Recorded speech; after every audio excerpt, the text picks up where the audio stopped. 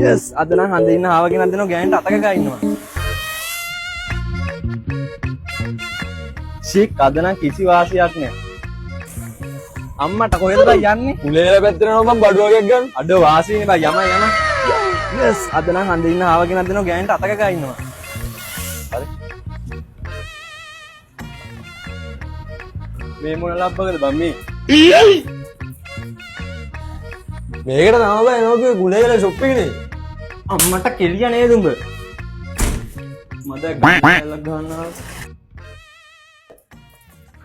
මොකද මල්ලි අර කලබල දුවන්නේ අර? ඒ වැඩක් නෑ උට විශ්සු. මේ මොනවාද මේ ෆ්‍රී ෆයර් ගන්න පුළුවන් තියෙන ඔක PC. අපි දෙන්නම් ඔයාගේ ෆ්‍රී ෆයර් විතර නෙමෙයි ඔයාට ඔයාගේ එඩිටින් වැඩ ටික ඔයාගේ දිනදා වැඩ ටික කරගන්න පුළුවන් හොඳ PC බිල්ලක් අපි හදලා දෙනවා ඔයාලට. ඉතින් ඔයාලා මේ වගේ වයිට් කේසින් එකක් දාලා RGB පෑන් 3කුත් දාලා i5 16 ප්‍රොසෙසර් එකක් එක්ක අපි හදමු හොඳ ගේමින් PC බිල්ඩ් එකක්.